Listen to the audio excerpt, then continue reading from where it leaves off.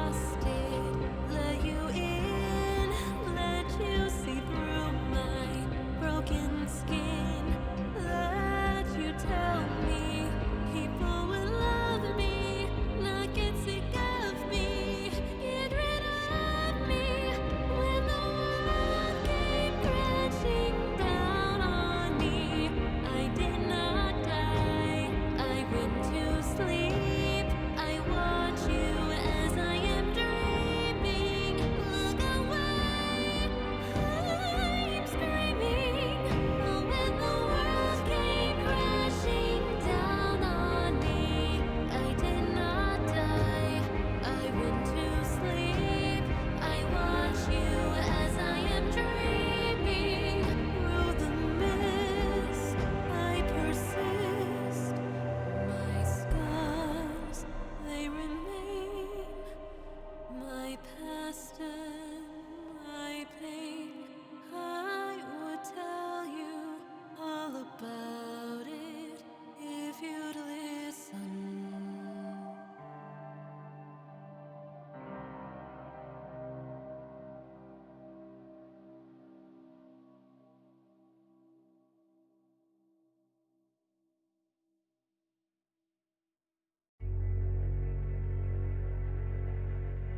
I'm a little bit anxious.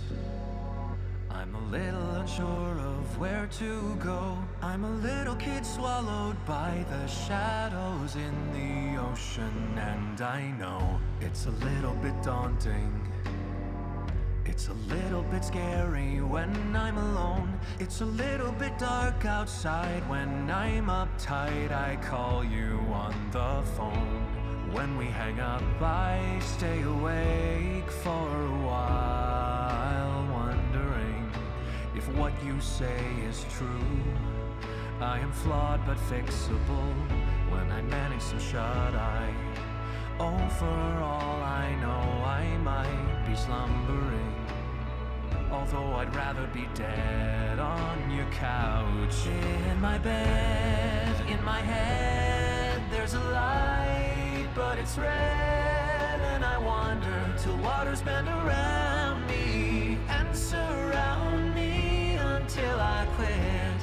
What's this shining at the far end of the road? Oh, I admit I'd rather see the dark end of a tunnel than the bottom of the pit. All I'm doing is aiding. All I offer to give is a helping hand, but I cannot see but 2 feet in front of me, so try to understand. If you're caught in a doorway and a fire is nipping at your heel, if you're stuck on a sinking ship, enjoy your trip and pray it isn't real. When I wake up, I find that I'm hungry for more, unsatisfied. Oh God, I'm blue, but it will all be alright if it wasn't for all these uninvited visitors outside. I'd say I'm having a damn good night. In my bed, in my head, there's a light, but it's red, and I wonder till waters bend around me and surround me until I quit. What's this shining at the far end of the road? Oh, I admit I'd rather see the dark end of a tunnel than the bottom of the pit. I'm in need of a captain, and I wish you were that for me today. I'm in need of a wax and feather set of wings, and then I'll be okay, as long as I take off. When the sun can't burn away my dream, don't know when I'll be back this way, perhaps someday, don't wait. In my bed, in my head, there's a light, but it's red, and I wander till waters bend around me and surround me until I quit. What's this shining at the far end of the road? Oh,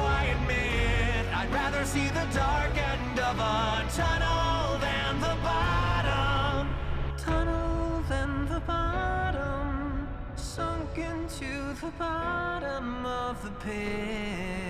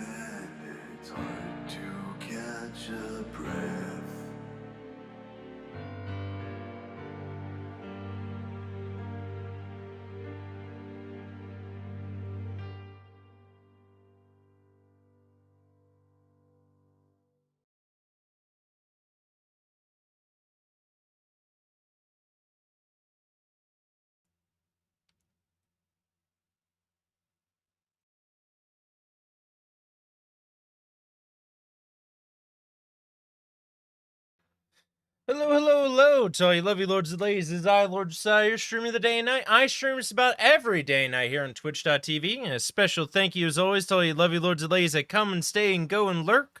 I appreciate all of you beautiful, sexy, royal, opulent, and imperial individuals. And today, we are coming with another horror game, another live Let's Play of Dagon. We are going to try Dagon out today. I'm looking forward to it. I feel like it could be pretty good. We'll find out, really, to be honest.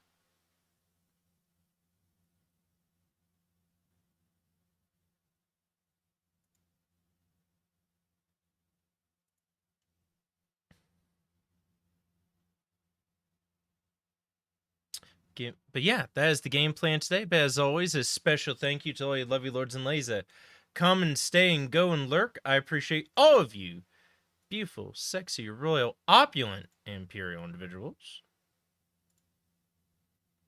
But yeah, that is the game plan today. We are gonna play some Dagon, basically a Cthulhu H.P. Lovecraft horror adventure game. I've just been kind of on that kick lately. I think next week though we're gonna resume an old life Let's Play, and also get Final Fantasy 14 started up again, and maybe start up a retro game. Depending on how quick, if we get Dagon done this week. Because, you know, if I stream Dagon tomorrow at all and or Saturday, I'm confident I could finish it. I'm usually pretty good about finishing these horror games in, like, 2 days. Pretty good at it. Feel like I'm pretty good at it. Yeah. That is the game plan for today here. Give me a moment.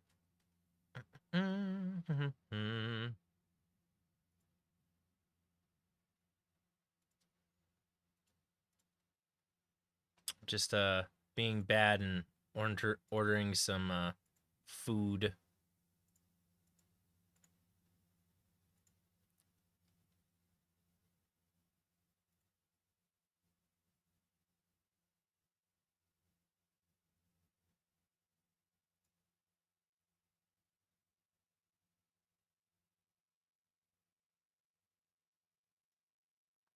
Okay, yeah, I changed my mind. I'm not gonna do that.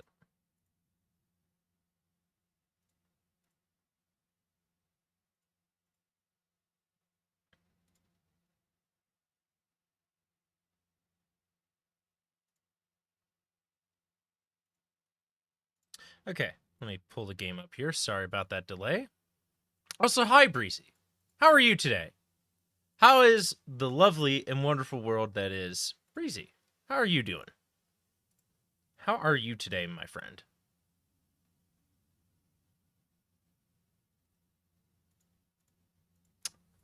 Why is this audio not popping up? I unmuted it. You know what if I mute and unmute again? Okay, sometimes you just gotta do a thing twice to make it work. You know what? That's okay.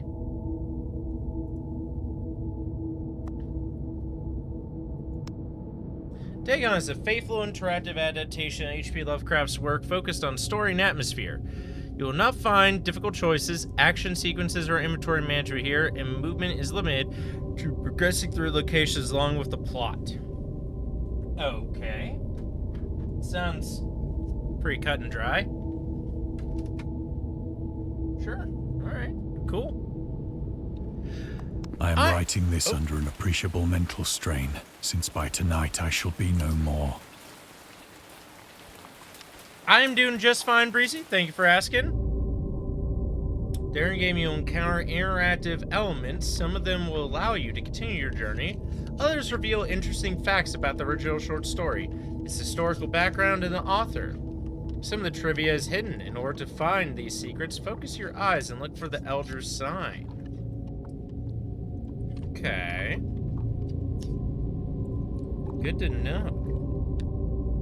You can also find facts later. They will be available in the main menu.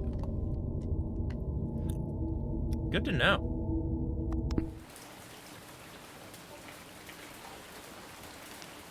Penniless, and at the end of my supply of the drug which alone makes life endurable, I can bear the torture no longer, and shall cast myself from this garret window into the squalid street below.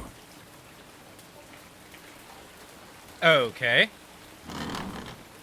Do not think from my slavery to morphine that I am a weakling or a degenerate.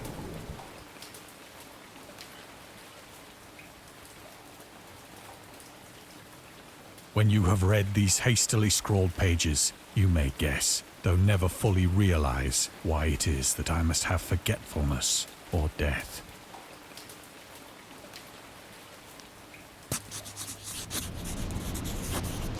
It was in one of the most open and least frequented parts of the broad Pacific that the packet of which I was supercargo fell a victim to the German sea raider.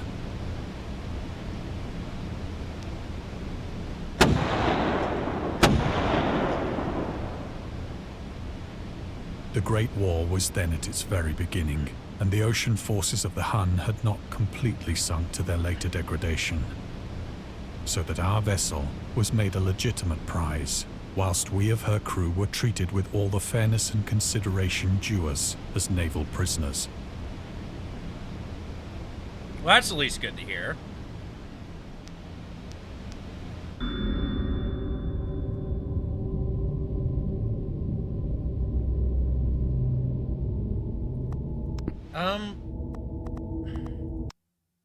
I feel like I missed something already. So wait, can I like...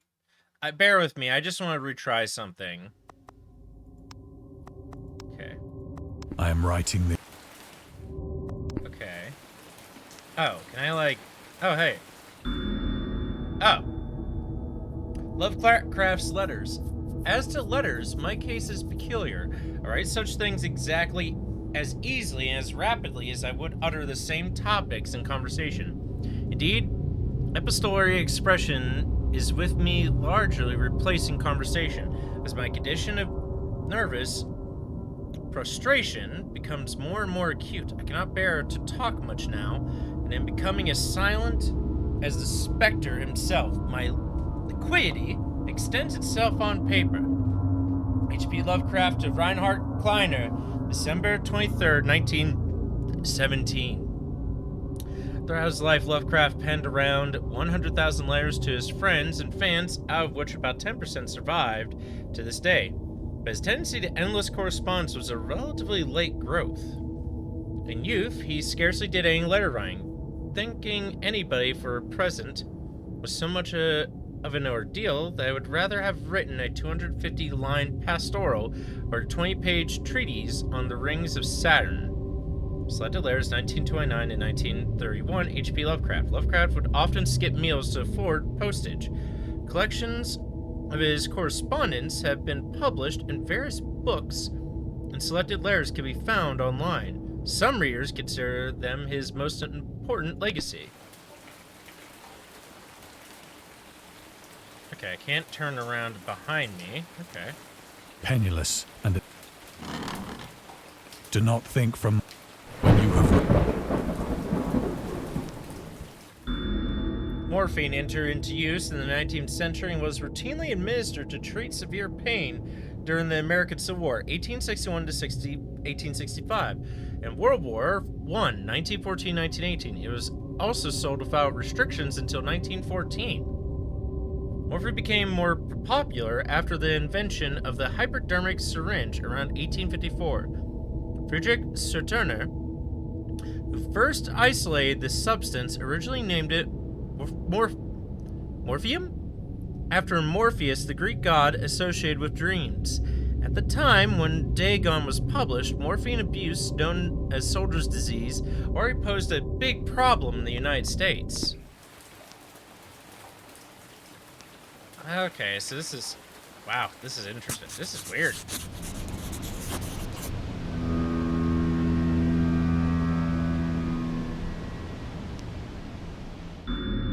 Dagon was run around a month after the United States entered World War I. Lovecraft was actively interested in its course. He composed many poems in which he gave encouragement to soldiers and commented on the events unfolding in Europe. He tried to enlist in the army, which he mentions in one of the letters to Reinhard Kleiner. Some time ago, impressed by my entire uselessness in the world, I resolved to attempt enlistment despite my almost invalid condition. I agreed that if I chose a regiment soon to depart for France, my sheer nervous force, which is not inconsiderable, might sustain me till a bullet or a piece of shrapnel could more conclusively and effectively dispose of me. Letters to Reinhard Kleiner, H.P. Lovecraft. Being though he passed the physical exam, his mother prevented him from going to war. Damn. She has threatened to go to any lengths, legal or otherwise, if I do not reveal all the ills which unfit me for the army. I am Providence, the life and times of H.P. Lovecraft. S.T. Joshi? S.T. Joshi, what is that?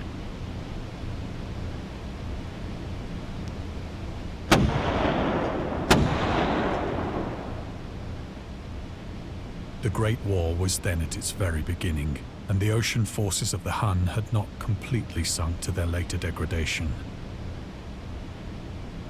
Okay. So that our vessel was made a legitimate prize, whilst we of her crew were treated with all the fairness and consideration due us as naval prisoners.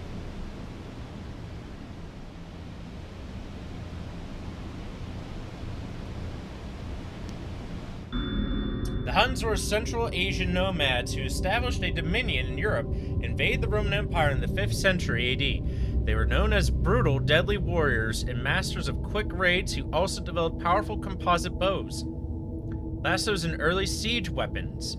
During World War I, the British used the word Hun as a synonym for Germans in order to emphasize their brutality. However, the term originated when the German Emperor Wilhelm II gave a speech to his troops on 27th of July 1900, before they embarked to China.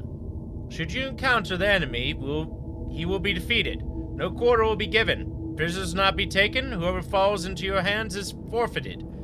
Just as 1,000 years ago, the Huns, under their king Attila, made a name for themselves, one that even today makes them seem mighty in history and legend, may the name German be affirmed by you in such a way in China that no Chinese will ever again dare look cross-eyed at a German.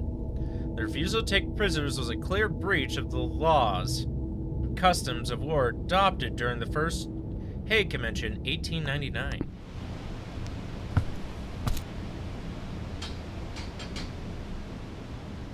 So liberal, indeed, was the discipline of our captors, that 5 days after we were taken, I managed to escape alone in a small boat with water and provisions for a good length of time. Huh. Wow. Well, I mean, if it's that early in the war, there's a lot more civility in a lot of ways. People haven't become jaded enough to be complete dicks yet.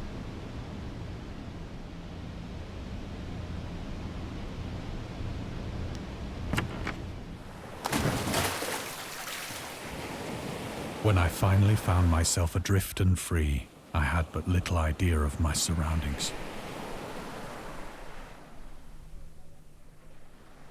Never a competent navigator, I could only guess vaguely by the sun and stars that I was somewhat south of the equator. Of the longitude, I knew nothing, and no island or coastline was in sight.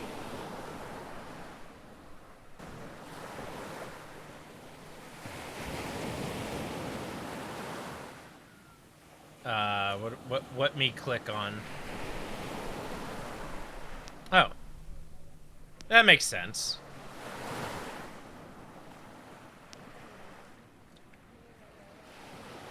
The weather kept fair, and for uncounted days I drifted aimlessly beneath the scorching sun, waiting either for some passing ship or to be cast on the shores of some habitable land.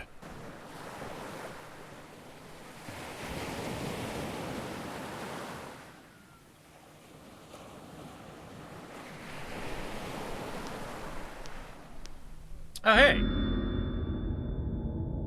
Dagon was written in July 1917, the first published in 1919 in The Vagrant, an amateur magazine focused on the supernatural. Stories, the first of his stories that introduced an element from the Cthulhu mythos.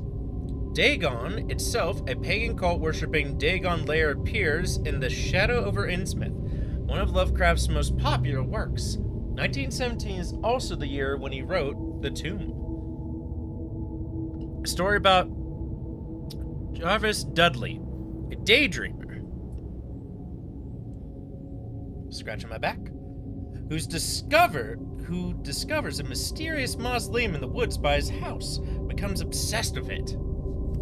These two works marked Lovecraft's return to short story writing after he burned most of his attempts at the genre 9 years prior, decided to concentrate on poetry. Lovecraft stated that it was his friend, William Paul Cook, a literary publisher and critic, who convinced him to start writing weird fiction again. Well, thank God I did, because thanks to him, we have a lot of really cool and weird horror and fantasy like stuff that's based on his writings and thoughts and whatnot. But neither ship nor land appeared, and I began to despair in my solitude upon the heaving vastness of unbroken blue.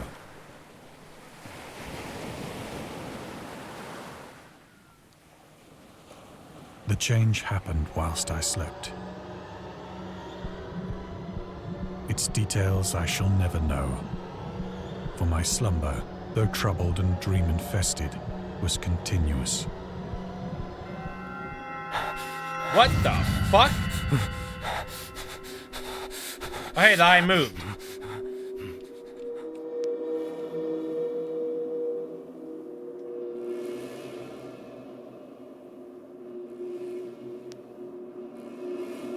Okay.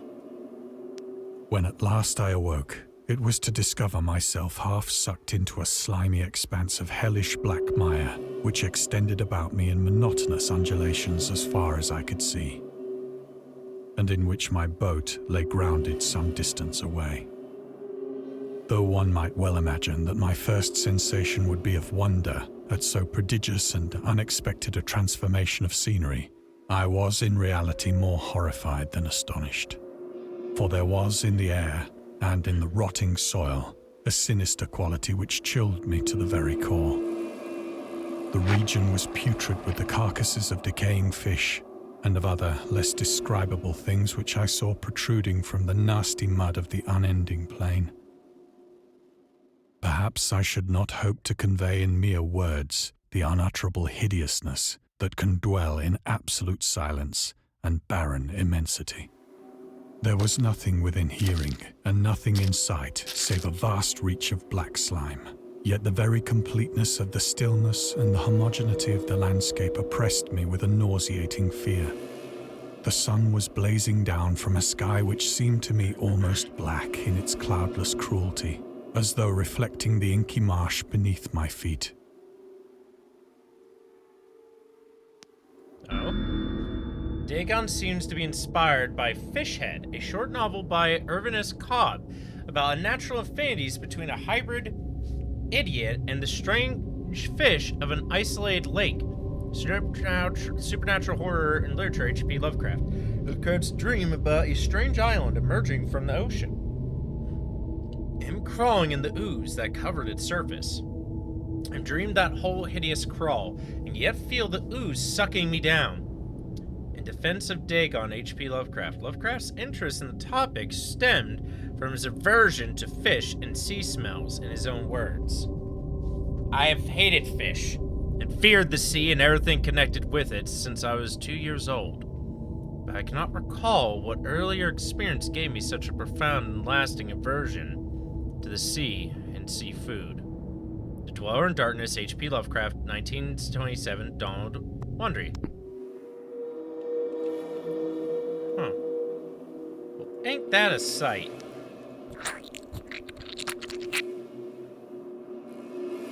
As I crawled into the stranded boat, I realized that only one theory could explain my position.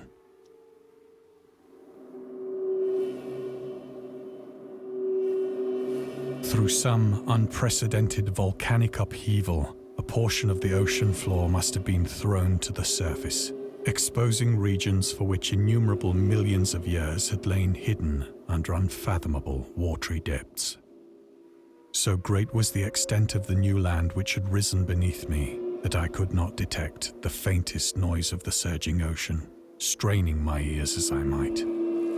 Nor were there any seafowl to prey upon the dead things. Volcanic eruptions sometimes result in the creation of islands. Most of them are transient, erode after some time, but some prove permanent. The flowing pumice, porous rock created when superheated pressurized rock is ejected from a volcano, can move across long distances. transport barnacles and microalgae that cling to it. In 2001, rafts of pumice created during the eruption of a volcano near Tonga, Polynesia, eventually reached Australia. That's cool as hell. Hey, fishy. That fish don't look so good. For several hours I sat thinking or brooding in the boat, which lay upon its side and afforded a slight shade as the sun moved across the heavens. As the day progressed, the ground lost some of its stickiness and seemed likely to dry sufficiently for traveling purposes in a short time. That night I slept but little, and the next day I made for myself a pack containing food and water, preparatory to an overland journey in search of the vanished sea and possible rescue.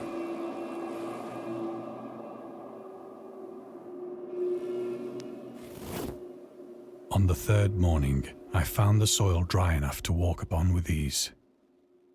The odor of the fish was maddening, but I was too much concerned with graver things to mind so slight an evil, and set out boldly for an unknown goal.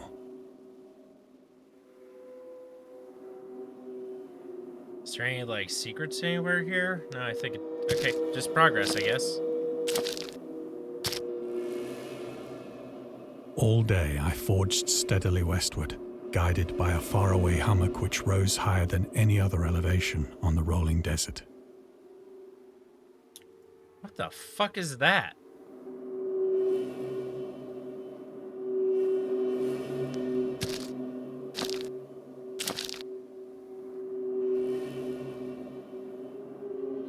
Oh, hey, a whale. Has a whale have a tail? The tail. He's just 5 and he'll be fine. That night, I encamped, and on the following day still traveled toward the Now, hummock, though that that object seemed scarcely worm nearer thing is than when I alarming. had first espied it.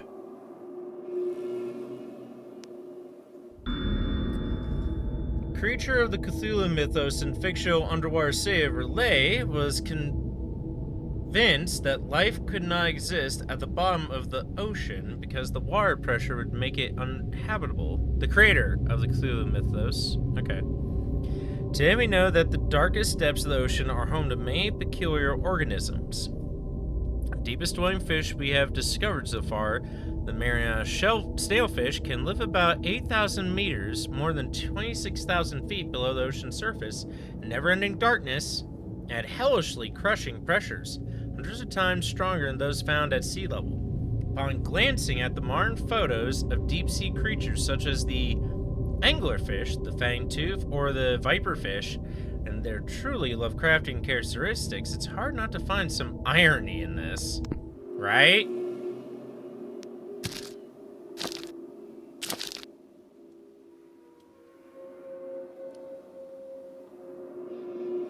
By the fourth evening, I attained the base of the mound, which turned out to be much higher than it had appeared from a distance.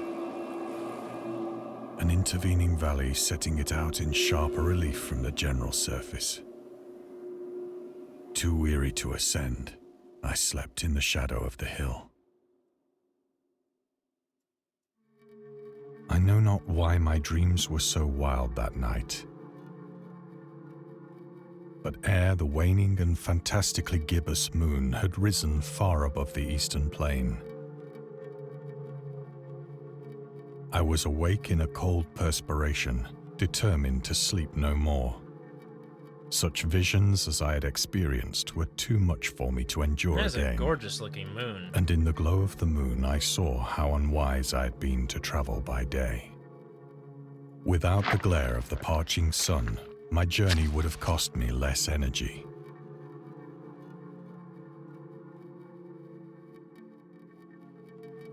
Indeed, I now felt quite able to perform the ascent which had deterred me at sunset. Picking up my pack, I started for the crest of the eminence. Contrary to popular opinion, Lovecraft was not an ever-frowning, eccentric, grumpy loner. He considered himself to be a person who appreciated humor. Moreover, he would often meet with friends at his apartment or at various cafes in Brooklyn and Manhattan. At times his social life was so intensive, his work would suffer for months. There was a point when he finally decided he needed to put an end to daily meetings and loitering in New York cafeterias and resort to hiding at home and reading with the main room light turned off, pretending he wasn't there whenever a friend knocked on his door. He also had another method of deterring his guests, which involved greeting them in a bathrobe with an unmade bed visible in the background and piles of papers scattered across the floor. Okay. Kind of sounds like me, actually. I respect it. I respect the play, HP.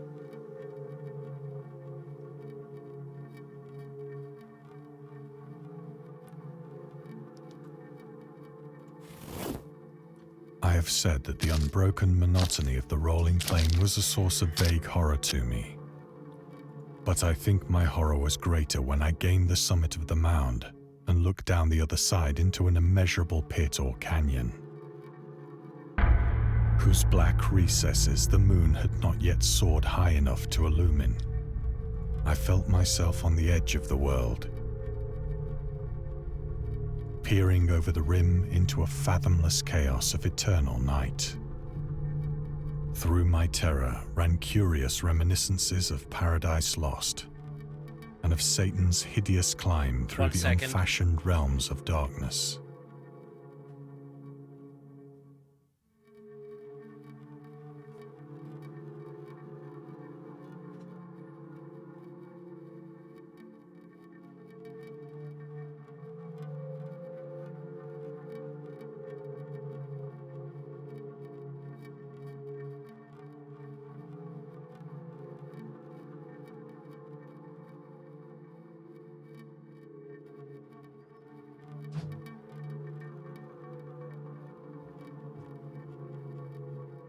Something was stuck in my teeth and it was bugging the piss out of me. I had to get it out. Yeah. As the moon climbed higher in the sky, I began to see that the slopes of the valley were not quite so perpendicular as I had imagined.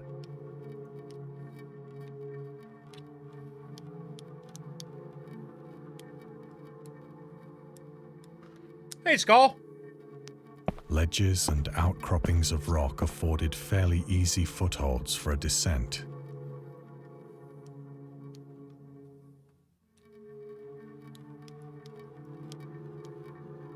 You're usually the first one here. What gives?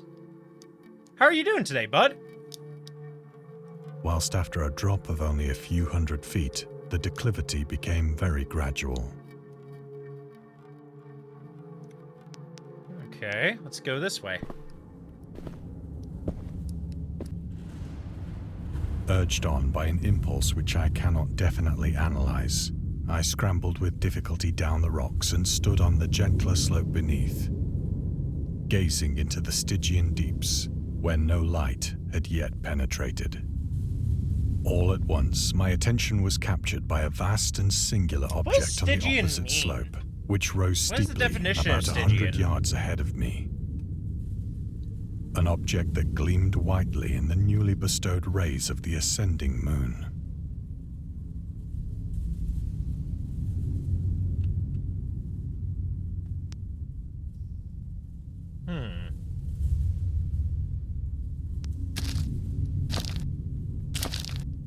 Feels like a first-person point-and-click adventure. That it was merely a gigantic piece of stone, I soon assured myself. But I was conscious of a distinct impression that its contour and position were not altogether the work of nature. A closer scrutiny filled me with sensations I cannot express.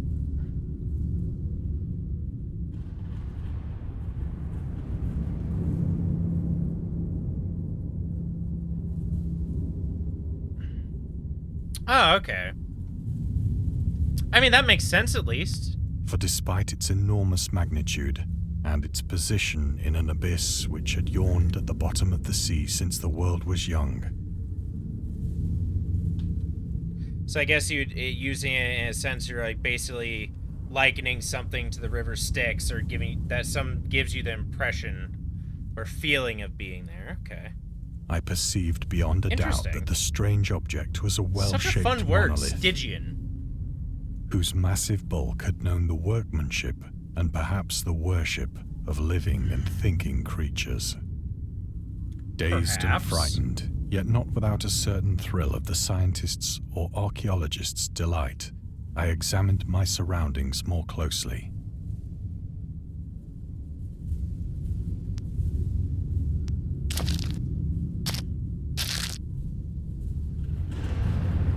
The moon, now near the zenith, shone weirdly and vividly above the towering steeps that hemmed in the chasm, and revealed the fact that a far-flung body of water flowed at the bottom, winding out of sight in both directions and almost lapping my feet as I stood on the slope. Across the chasm, the wavelets washed the base of the Cyclopean monolith, on whose surface I could now trace both inscriptions and crude sculptures.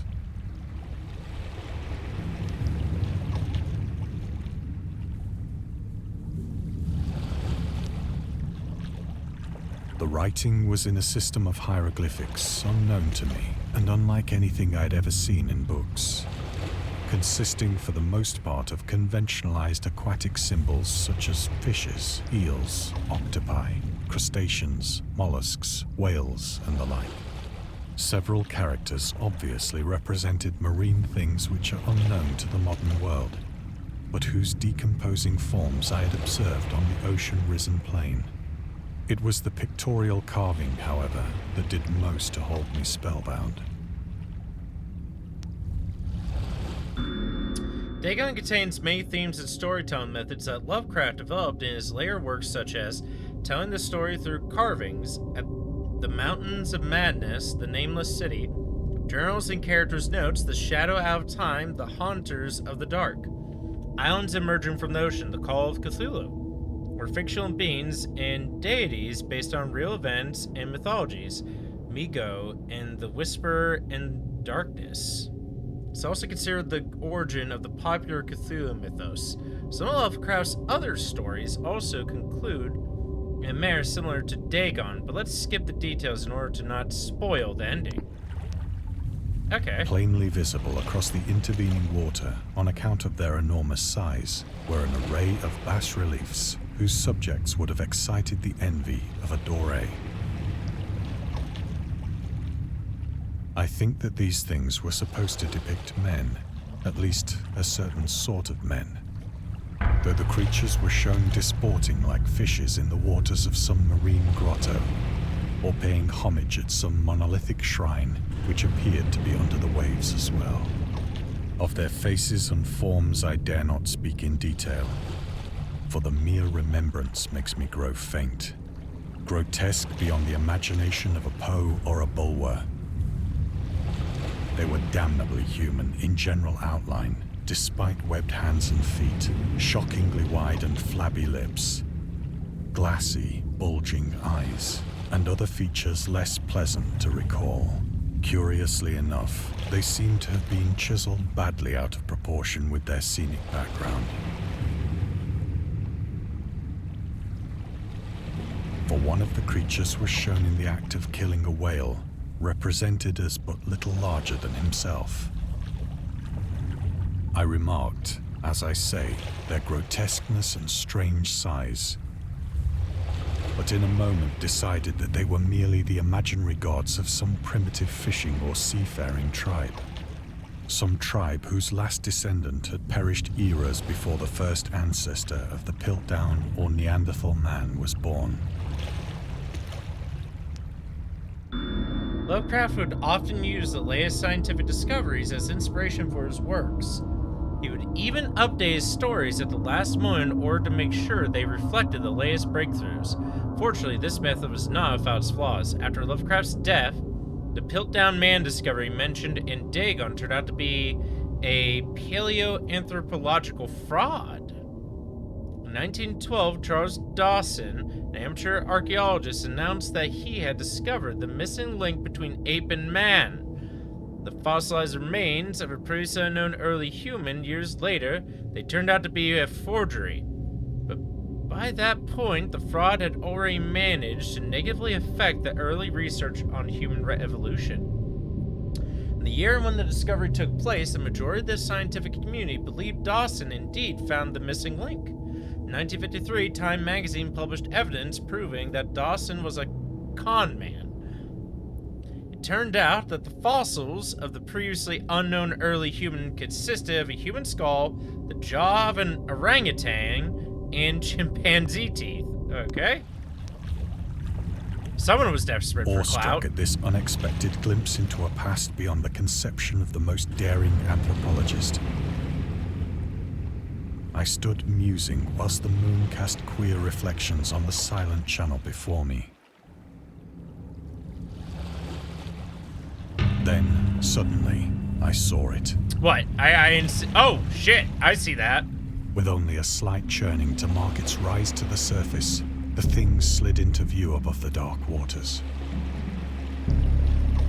Whoa! Polyphemus-like and loathsome, it darted like a stupendous monster of nightmares to the monolith, about which it flung its gigantic scaly arms, the while it bowed its hideous head and gave vent to certain measured sounds.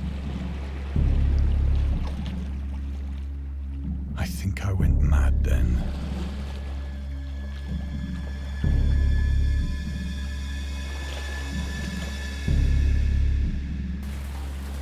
Of my frantic ascent of the slope and cliff, and of my delirious journey back to the stranded boat, I remember little.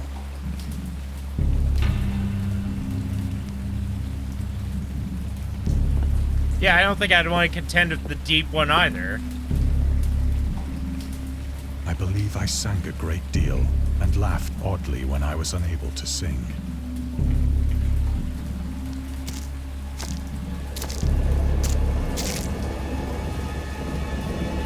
I have indistinct recollections of a great storm sometime after I reached the boat.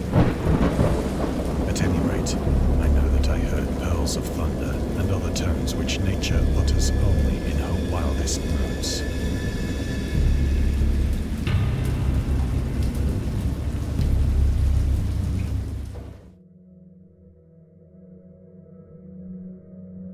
When I came out of the shadows, I was in a San Francisco hospital. Brought thither by the captain of the American ship which had picked up my boat in mid-ocean. Nice. In my delirium, I had said much, but found that my words had been given scant attention. Of any land upheaval in the Pacific, my rescuers knew nothing. Why does it look like there's blood on that cross? Nor did I deem it necessary to insist upon a thing which I knew they could not believe. Oh, hey, there we go. Lovecraft considered himself an atheist and absolute materialist, which he attributed partly to his early childhood interest in astronomy and science in general. In his own words, "I'm indeed an absolute materialist as far as actual belief goes, with not a shred of credence in any form of supernaturalism, religion, spiritualism, transcendentalism, metapsychosis, or immortality.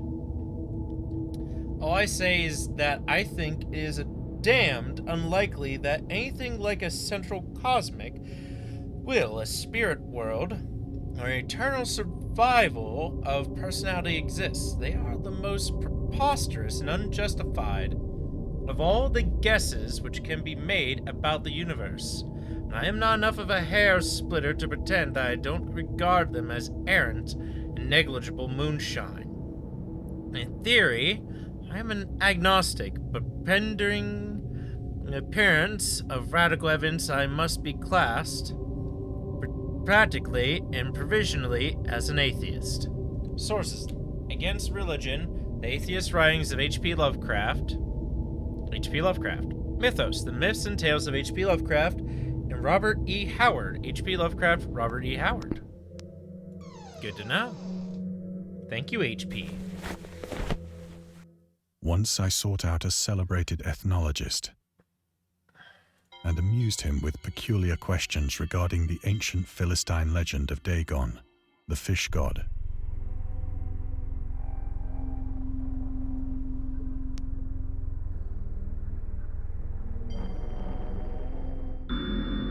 Dagon was the main deity of the Philistines, worshipped throughout the Middle East as the ancient god of fertility and crops. In Hebrew, the word Dagon was a common noun for grain. And rulers of Akkad, Mesopotamia, chose him as the patron saint of their war conquests. He also appeared as the judge of the dead in an Assyrian poem and an underworld prison warder in one of the Babylonian texts. Right? He is often mistakenly taken for a fish god due to the wrong interpretation of his name, as in Hebrew the word dag means fish. In H.P. Lovecraft's works, Dagon is an underwater deity ruling over the deep ones, a humanoid race with fish traits that reside in the oceans. He is worshipped by a secret cult called the Esoteric Order of Dagon, aka the EOD.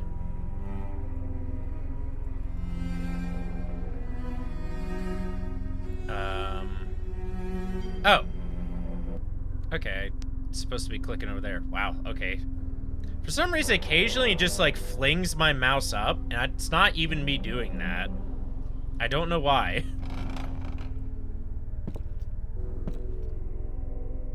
But soon perceiving that he was hopelessly conventional, I did not press my inquiries.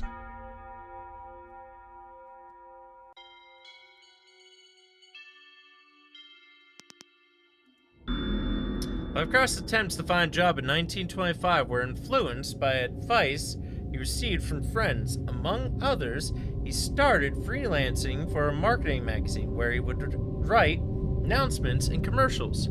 Feel free to judge his copywriting skills for yourself. From an ad for Curtis Woodwork. Curtis Woodwork embraces both the usual structural units and the cleverest contrivances of built-in or permanent furniture, such as bookcases, dressers, buffets, and cupboards. Every model is conceived and created with the purest art, ripest scholarship, and mellowest craftsmanship which an energetic enterprise can command, and made to conform rigidly to the architecture of each particular type of home. The cost, considering the quality, is amazingly low.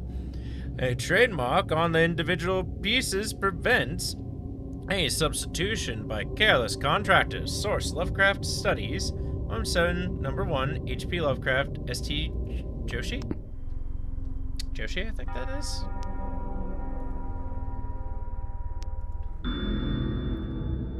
August Derleth and the Cthulhu Mythos. August Derleth was an American writer and anthologist who also befriended Lovecraft and published many of his works through his company, Arkham House. Though he greatly contributed to the popularization of the author's works, after his death he is surrounded by numerous controversies. Oh?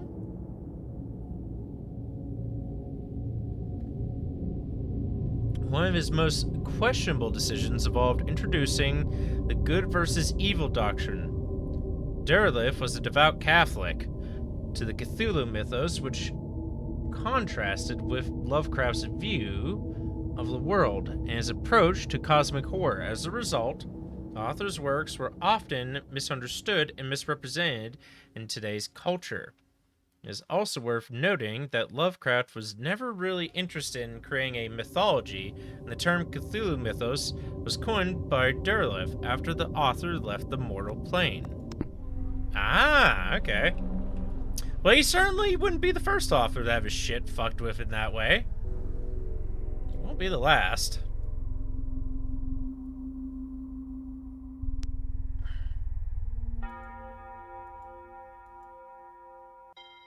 A lot of this is just like finding trivia stuff while going on with the story of Dagon, of the original story of Dagon.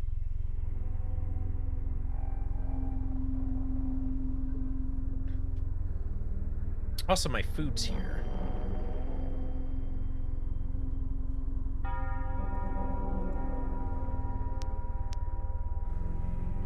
Hello. These days, the word scientist is a widely accepted term, but at the time Dagon was published, it was subject to a wide debate. After the author used it in the story, critics point out that man of science was a more appropriate term to employ. He admitted in defense of Dagon that if Dagon were to be reprinted, he would indeed use the phrase they suggested. Scientist was coined as an analog to artist, to be used when referring to those studying different branches of science. Yet, 19th and early 20th century scientific researchers in Great Britain and the United States were of the opinion that man of science, resembling the term man of letters, was the only proper choice. Among other things, it was gender specific, indicating that science was an endeavor to be pursued by only one sex. The term scientist became more accepted only after World War II, and man of science started fading into obscurity as an old-fashioned synonym. Well, I guess you could say woman of science, but also at the same time, that just feels unnecessarily wordy for most conversation. I feel like you only really say man of science when you're trying to argue something, or you're in like a heated debate, and someone tries to question what or who you are, or someone tries to give you some really preposterous. It is. Alright, give me 1 second. I'm gonna grab my food and set the door. Be right back.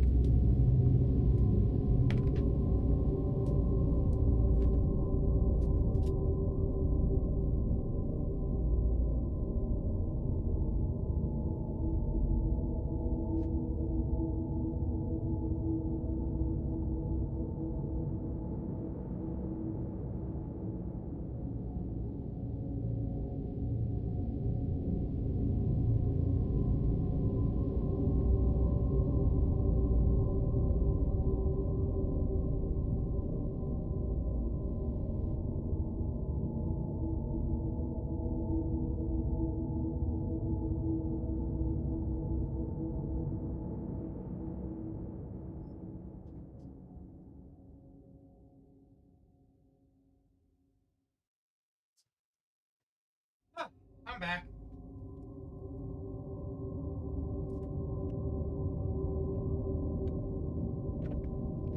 But yeah, like, the way it was written, it sounded like a right atheist, didn't it? Good old HP's writings about religion. You know what? A lot of the atheists I grew up with or knew, a lot of them were also really big Call of Cthulhu fans. Maybe there's a connection.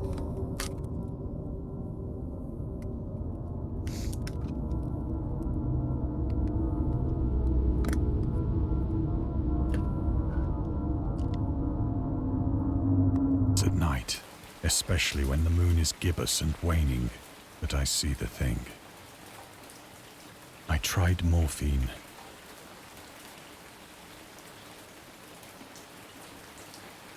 But the drug has given only transient surcease, and has drawn me into its clutches as a hopeless slave.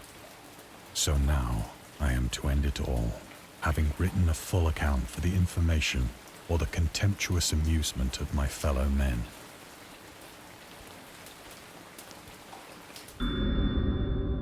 Lovecraft hated tobacco. Even though he used to smoke when he was 12, or to look and feel like an adult, his correspondence with friend Reinhard Kleine claims that he quit as soon as he started wearing long pants. He also had a very strong opinion about alcohol, as evidenced by his letter to Zelia Brown, dated 13th February 1928. As for the matter of drinking, I have never tasted intoxicating liquor. Never intended to. Have a strong aesthetic disgust. Anything which blunts or coarsens the delicate natural equipoise of the evolved human intellect and imagination. Drinking excited my personal repugnance, hence I don't drink. Let the herd do what they will. I'm rather in favor of prohibition. The prohibition of any one antisocial force, as well as of any other. Source: The Spirit of Revision. Lovecraft's letters to Zelia Brown, Reed Bishop, H.P. Lovecraft, Sean Brannery, and Andrew Lehman, S.T. Yoshi.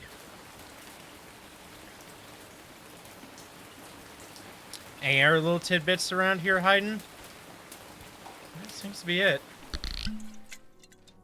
Often, I asked myself if it could not all have been a pure phantasm. A mere freak of fever as I lay sun-stricken and raving in the open boat after my escape from the German man-of-war. Maybe.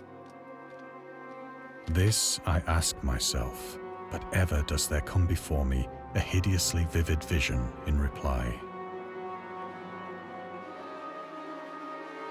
I cannot think of the deep sea without shuddering at the nameless things that may at this very moment be crawling and floundering on its slimy bed, worshipping their ancient stone idols and carving their own detestable likenesses on submarine obelisks of water-soaked granite.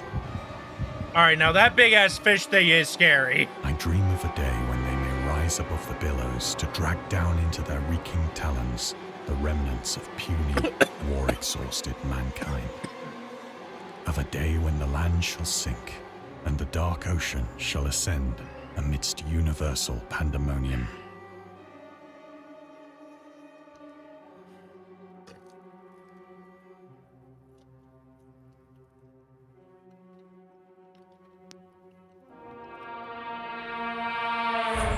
If anything, New York looked better. The end is near.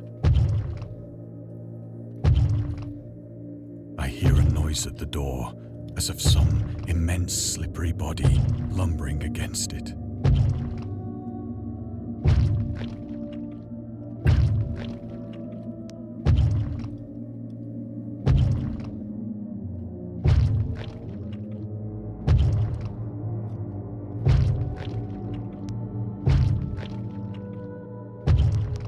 It shall not find me.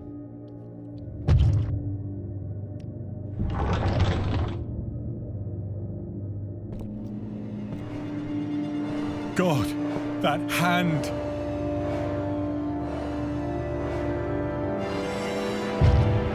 The window! The window!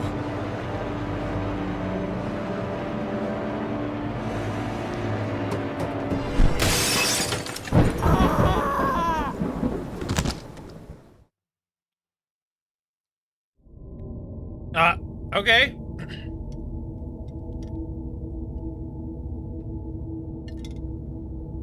Okay. Huh.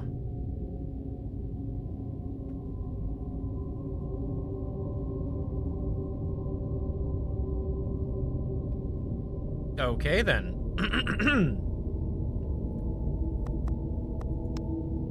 The hell is this thing?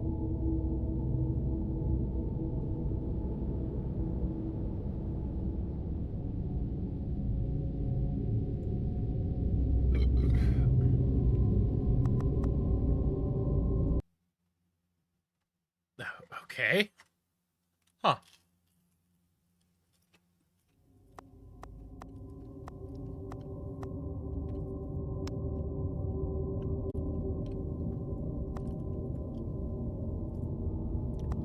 Okay, well, that's over.